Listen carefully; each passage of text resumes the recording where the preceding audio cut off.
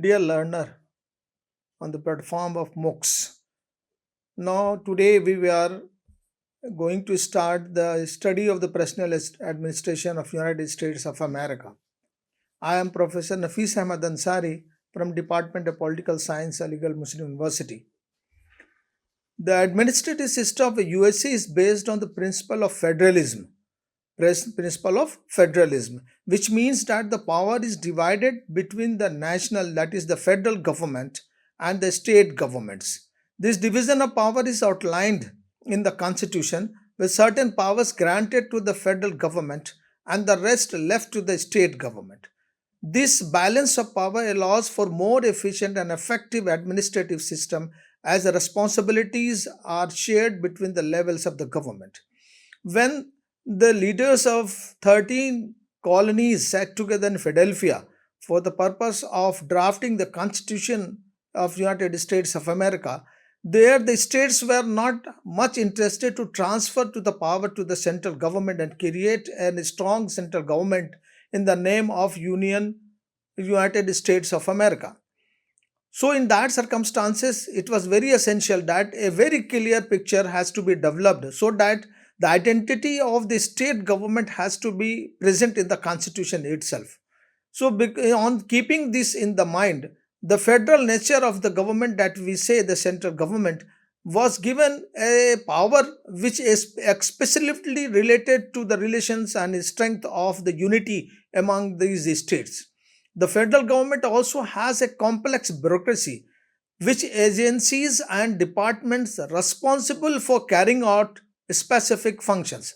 These agency includes Environmental Protection Agency EPA, the Federal Bureau of Investigation FBI, and the Internal Revenue Services IRS.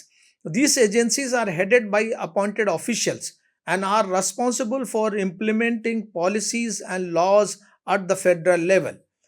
One of the key features of the administrative system in United States of America is the checks and balances system.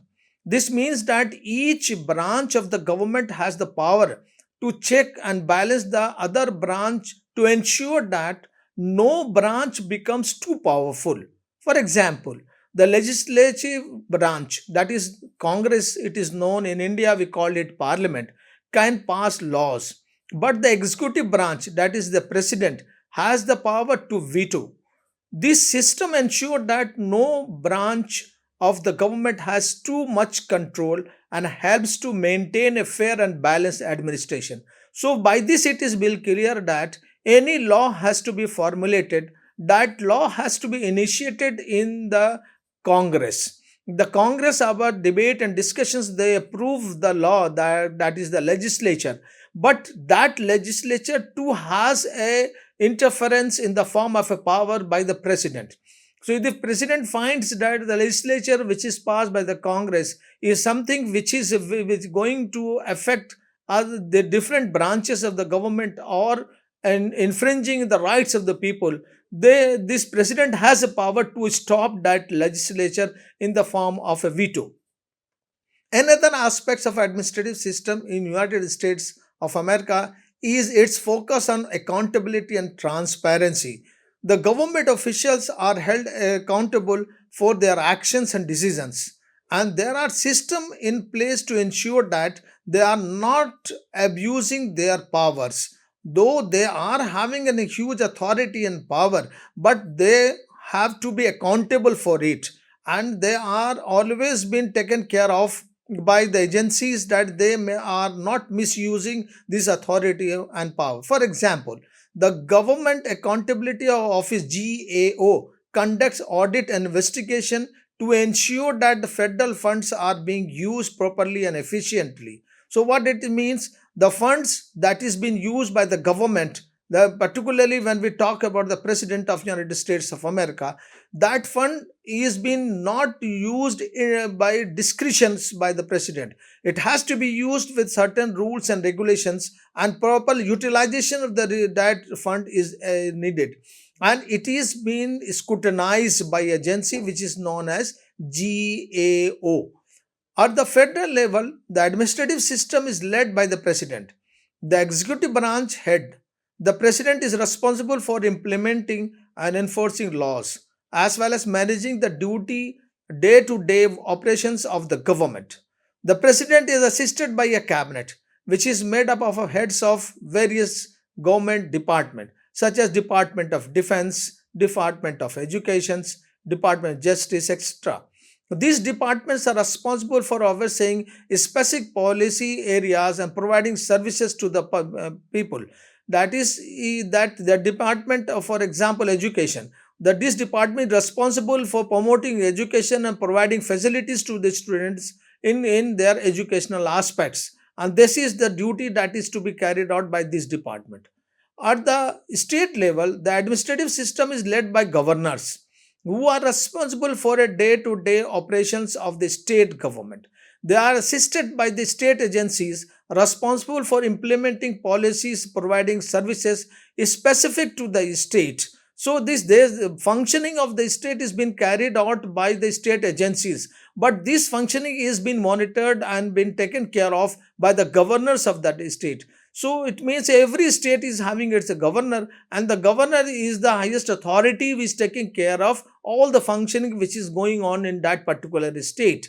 For example, the state of Department of Transportation is responsible for maintaining roads and highways, while the state of Department of Education is responsible for overseeing the education system. So here the governor will be taking responsibility of proper functioning of Department of Transportation, the how the highways has to be constructed and how the highways has to be maintained, and the education department, how the education system has to be uplifted and modern education can be carried out in the state. All these are though carried by the department which is not a department of education, but overall responsibility goes to the governor of that states.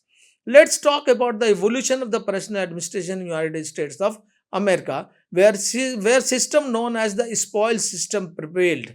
In United States of America, when they got independence and they have constituted their own constitution adopted in 1789 after Philadelphia meeting, that constitutions have a very brief, very small constitution that can be read out in half an hour. This constitution, when it was been adopted, then it was found that the system of civil services was not very clearly been explained how it is to be established. So there was a strong footage of an patronage system, or we say spoils system, and it has a rich history in the United States of America, making it the traditional home of practice in civil services. So this spoil system is become a traditional home.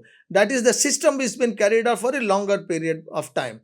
Surprisingly, the USA held on to this system much longer than in counterpart across the pond United Kingdom. United Kingdom has given up this system of patronage system by Northcote Trevelyan Committee report in 1854. But United States of America carried out this for a much longer period of time. Only because of one of the incident that had happened in the United States of America, where Charles Gatewood assassinated one of the president of the United States of America known as Garfield. And he said that he has assassinated the president because he had worked hard for the elections of this president Garfield. But after winning the post of president, the president did not take care of him and supported him in getting a good job, a good position in the administration. So in 1881, the Garfield was assassinated by Charles Gatewood. This incident has led to a great dramatic change, a great change in the system. Initially, the President of the United States of America would appointed qualified individuals to the government position with preference of their own political supports. However, with this incident that happened, that has changed the system. In 1820, more spoil system has been used by the various president.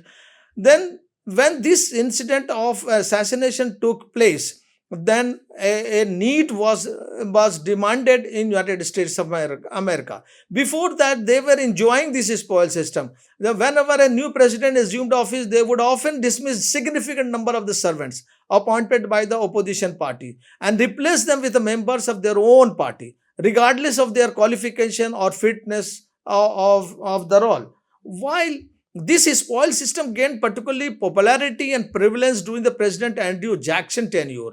And it would be noted that he had initiated earlier president as well. Jackson says that the civil servants are the people who are doing the routine work. So there is no need of such type of the specialization or proper means of recruitment, and affiliations with the political party and understanding with the president is enough for the proper functioning of the civil servant. For this assassination that is held in 1881 of the Garfield by Charles Gettu led to the passage of a Pendleton Act, which is the Civil Services Reform Act in 1883, which established a merit based system for federal employment. Under this act, applicants was required to take competitive examinations, and appointments were based on their scores rather than political connections. This significantly reduced the levels of corruptions and partisanship in the government, as well as improving the efficiency of the services provided. So, with this Pendleton Act, United States of America has given up the practice of having a patronage system or spoil system of recruitment. They started a merit system of recruitment where the competitive examinations become essential. The score that is gathered by the applicant become the criteria for the selections in the various posts. The political affiliations, the political relations has nothing to do with the appointment with this Pendleton Act, where they have recommended for establishing an agency for the purpose of conducting examination. Moreover, the reform also helped the professionalize the civil services by requiring employees to have specific qualifications and experience for their positions. This led to more competent and skilled workforce in government agencies. However, the act had its drawback as well. Many politicians and their supporters were unhappy with the loss of their powers to influence appointments and viewed this system as a threat to their control. As a result, they often found ways to change the system and continue to reward their political allies. Despite these challenges, the Pendleton Act remains an important milestone in the development of professional and impartial civil services in the United States and serves as a foundation for the modern system of federal employment. It also set a precedent for the similar reforms at the state level, local levels, leading to more efficient and less corrupt government at all levels. The traditional spoil system, which had been in place since the United States, earlier days also allowed the president to appoint government officials based on their loyalty and political affiliations. While this system may have served its purpose in the country's early years, but by late 19th century, it had become a major problem. Giving supporters job in exchange for political favor led to a high degree of corruption, inefficiency, and partisanship in the administration. This not only compromised the effectiveness of the government, but it also had a demoralizing effect on the government services.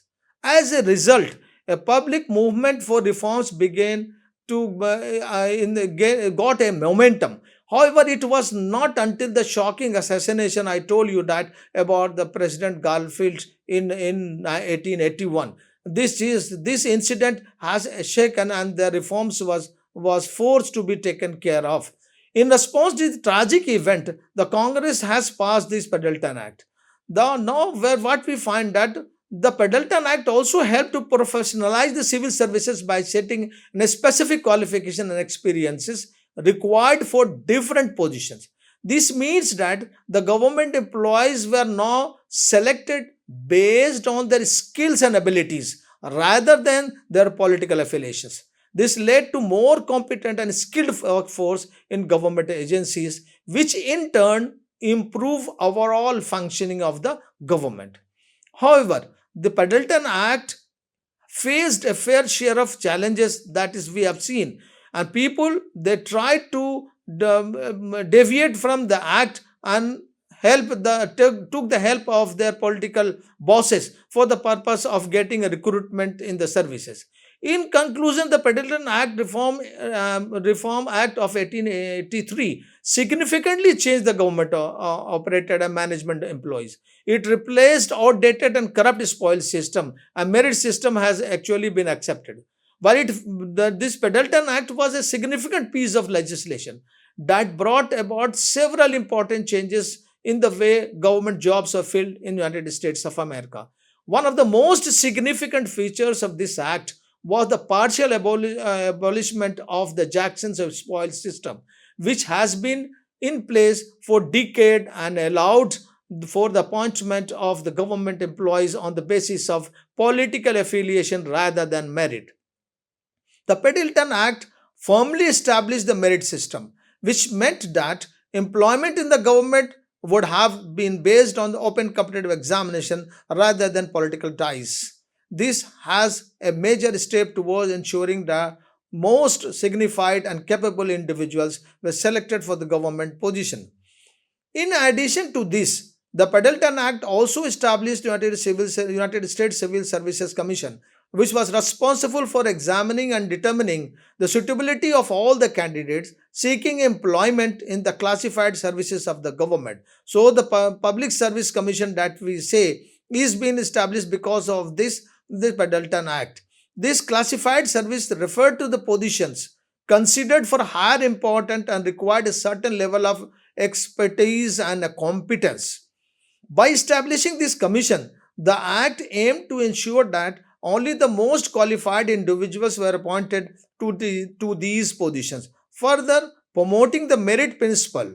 One of the most significant workers of any obligations to provide a political service or make payment in exchange for jobs is not being considered.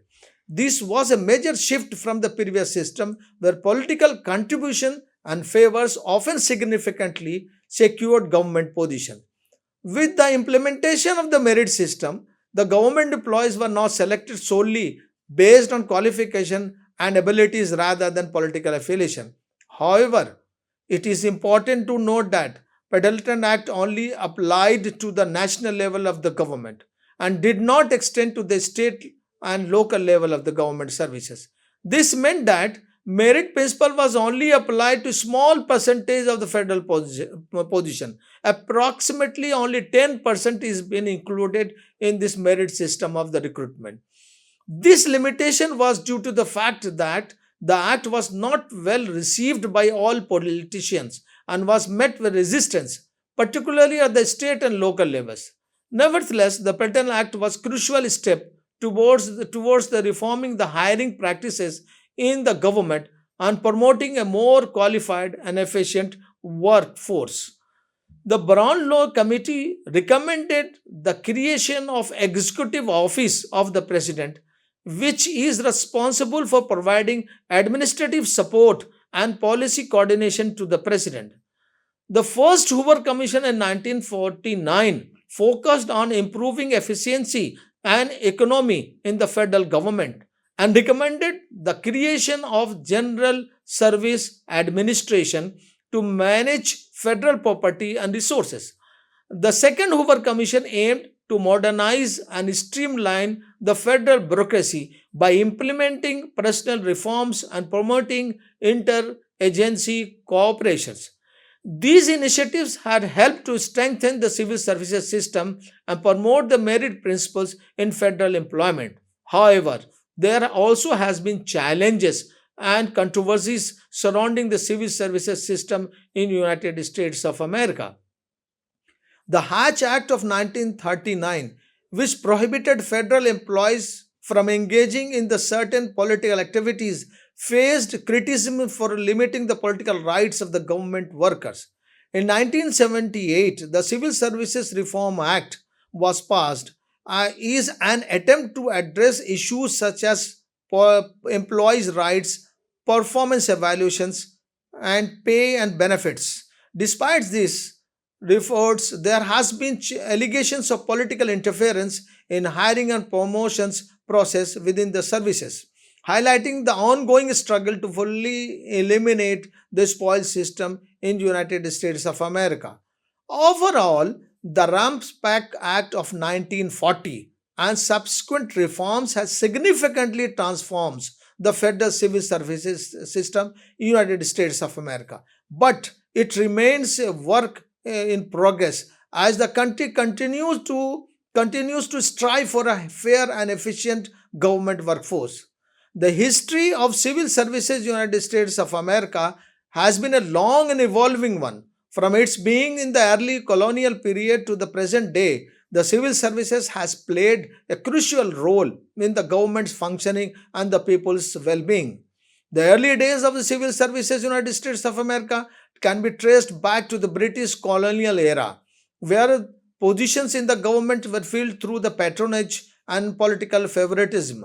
This system often led to the corruption and efficiency and prompting the need to reform. This Pendleton Act Reforms Act 1883 was the major turning point in the history of civil services. Over all years, the role of services of the United States of America has expanded. It has not only been responsible for day to day operations of the government but also for implementing policies and programs and significantly impact on the lives of the civil services. Then, for example, the creation of Social Security Administration 1935, the establishment of Environment Protection Act 1970 is the step which is there for the purpose of the protecting the lives of the citizen. However, the civil services has faced its fair challenges also from time to time.